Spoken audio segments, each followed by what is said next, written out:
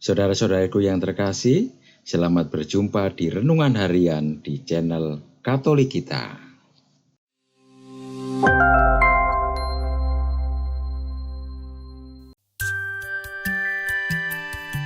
Hari ini, Sabtu, 11 Januari 2025, hari biasa sesudah penampakan Tuhan. Bacaan pertama. Bacaan diambil dari surat pertama Rasul Yohanes, bab 5, ayat 14 sampai dengan 21. Saudara-saudaraku terkasih, inilah sebabnya kita berani menghadap Allah, yaitu karena Ia mengabulkan doa kita. Jikalau kita meminta sesuatu kepadanya menurut kehendak-Nya, dan jikalau kita tahu bahwa Ia mengabulkan apa saja yang kita minta, maka kita tahu juga bahwa kita telah memperoleh segala sesuatu yang kita minta kepadanya. Kalau ada seorang melihat saudaranya berbuat dosa, yaitu dosa yang tidak mendatangkan maut, hendaklah ia berdoa kepada Allah.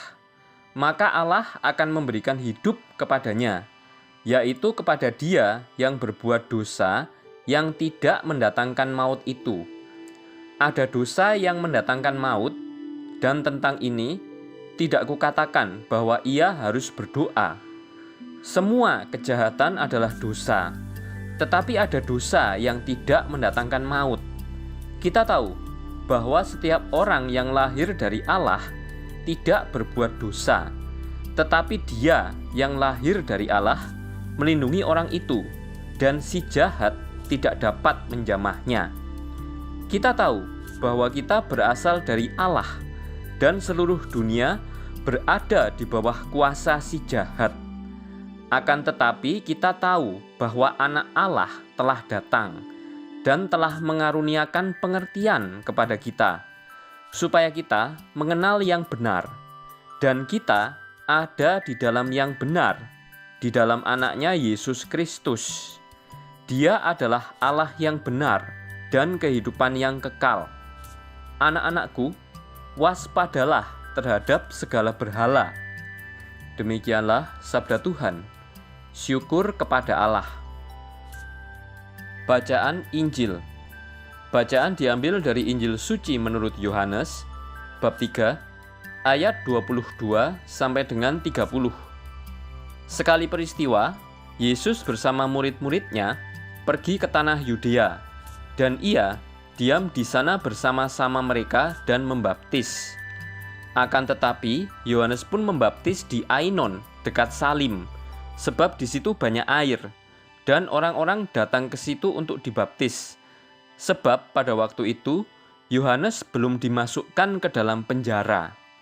Maka timbullah perselisihan di antara murid-murid Yohanes dengan seorang Yahudi tentang penyucian. Lalu mereka datang kepada Yohanes dan berkata kepadanya, "Rabi, orang yang bersama dengan engkau di seberang sungai Yordan, dan yang tentang dia engkau telah memberi kesaksian, dia membaptis juga, dan semua orang pergi kepadanya." Jawab Yohanes, "Tidak ada seorang pun yang dapat mengambil sesuatu bagi dirinya kalau tidak dikaruniakan kepadanya dari surga. Kamu sendiri dapat memberi kesaksian bahwa aku telah berkata, aku bukan Mesias, tetapi aku diutus untuk mendahuluinya. Yang empunya mempelai perempuan ialah mempelai laki-laki, tetapi sahabat mempelai yang berdiri dekat dia dan mendengarkannya sangat bersukacita mendengar suara mempelai laki-laki itu. Itulah sukacita, dan sekarang sukacita itu penuh. Ia harus makin besar, tetapi aku harus makin kecil." Demikianlah sabda Tuhan.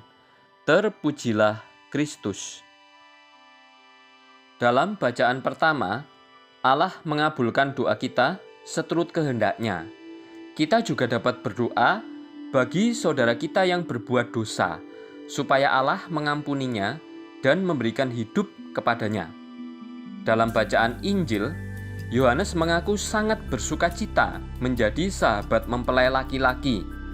Sekarang sukacitanya penuh sehingga ia berseru, ia harus makin besar, dan aku harus makin kecil. Kerendahan hati dan kejujuran menjadi ciri hidup Yohanes Pembaptis. Ia mengajar kita dengan kejujuran dan kerendahan hati. Orang yang hebat adalah orang yang tetap rendah hati, tetap teguh pada kebenaran, dan tak ada dusta dalam dirinya. Sikap rendah hati itu menerima diri apa adanya dan mengakui keunggulan orang lain. Sebagai sahabat Yesus, hendaklah kita bersuka cita bila Yesus makin besar dan kita makin kecil.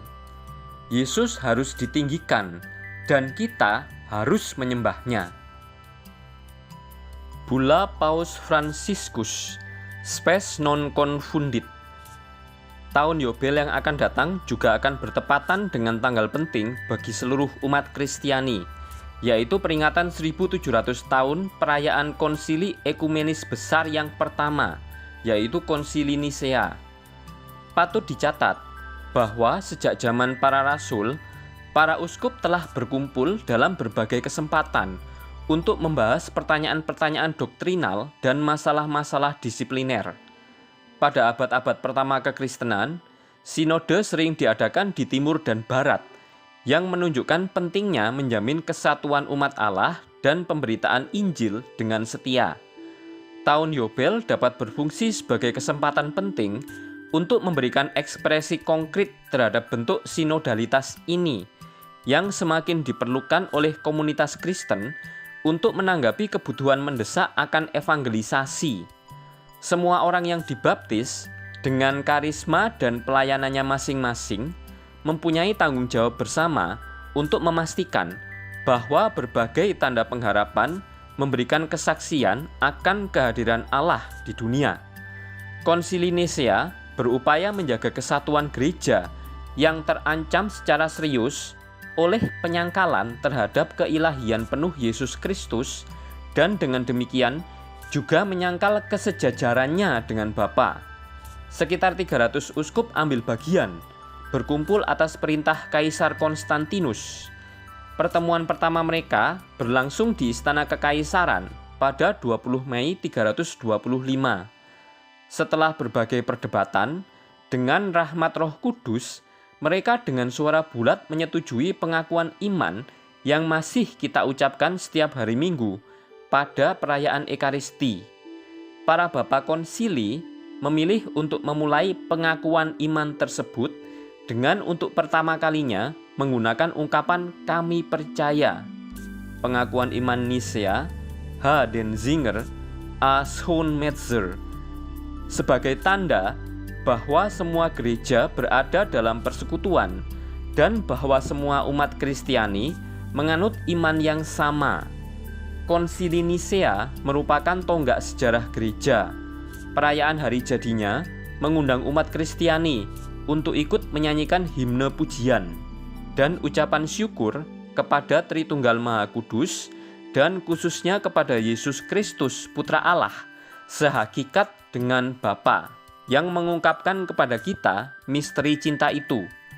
Pada saat yang sama, Nisea mewakili seruan kepada semua gereja dan komunitas gerejawi untuk bertekun di jalan menuju kesatuan yang nyata dan dalam mencari cara yang tepat untuk menanggapi sepenuhnya doa Yesus, supaya mereka semua menjadi satu, sama seperti Engkau ya Bapa, di dalam aku dan aku di dalam Engkau, agar mereka juga ada di dalam kita, supaya dunia percaya bahwa Engkaulah yang telah mengutus aku.